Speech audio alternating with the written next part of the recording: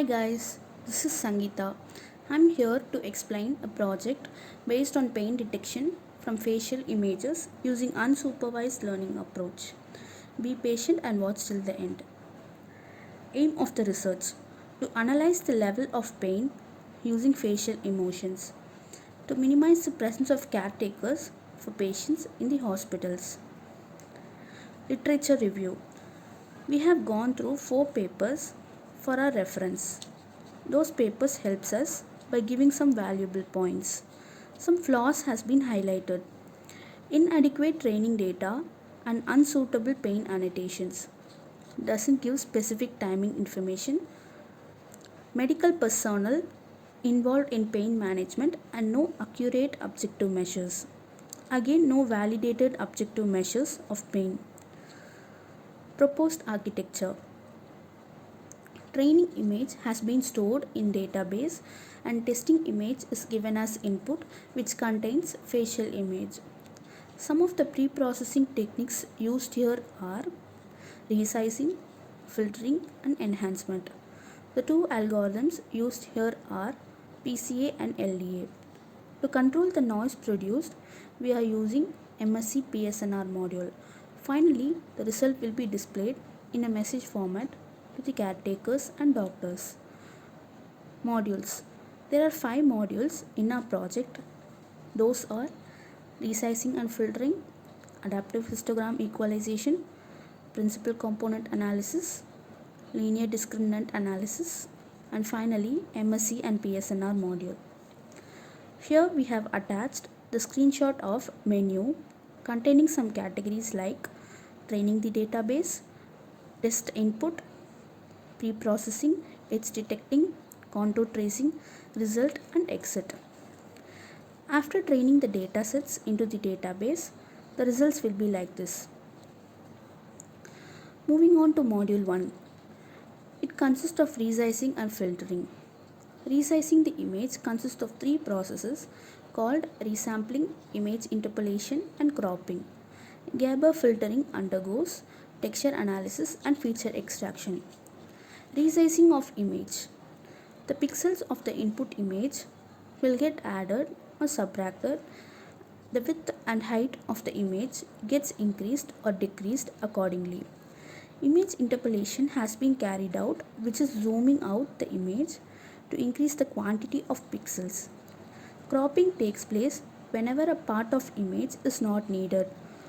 File size is also reduced, which is handled by compression techniques, lossy and lossless. Filtering: we use Gabor filter here for feature extraction. It is nothing but the characteristic of a feature being observed. It is also used for texture analysis, that is face separation or testing image. Process involved in Gabor filter: a grayscale image is given as an input to the filter, which produces an output in the form of complex numbers, which gives us magnitude and phases.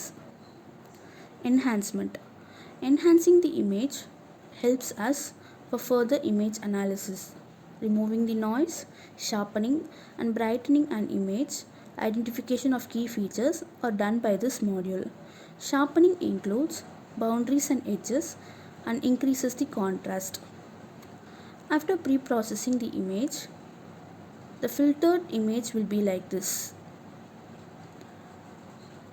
Moving on to second module, adaptive histogram equalization. Before moving into AHE, a knowledge about histogram is needed. It is nothing but a graphical representation of the tonal distribution in digital image. It graphically represents the different tonal colors like light purple, dark purple, etc.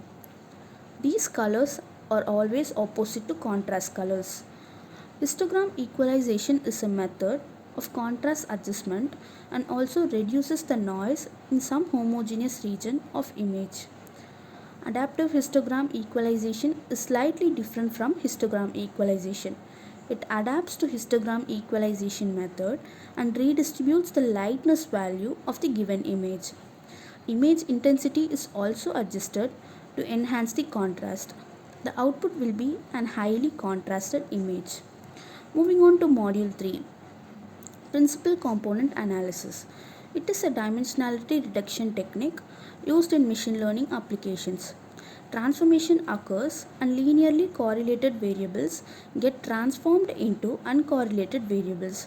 By using this technique, redundancy can be reduced. These are the steps involved in principal component analysis. Loading the input image data, data exploration helps us to cut down the massive data set to a manageable size. And data standardization brings the data to a common format, which is 2D to 3D or 1D. PCA transformation, graphical representation, data compression and dimensionality reduction technique. The eigenvalues and vectors computation are performed. It involves arranging the principal components.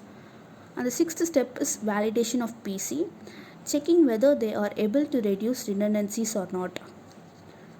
And finally, converting the principal components to an image format. Here, a sample is attached for principal component analysis. Moving on to Module 4, Linear Discriminant Analysis. It is also a dimensionality reduction technique and is similar to PCA. It gives us the difference between the classes of data and also class labels. It is one of the easiest method for categorization of data. It mainly focuses on maximizing the separability among the known categories. For best decision making, we use both principal component analysis and linear discriminant analysis algorithms. Contour tracing. It is also known as boundary tracing, which identifies the boundary pixels of a digital image. Here you can visually see this. Moving on to Module 4, MSE and PSNR.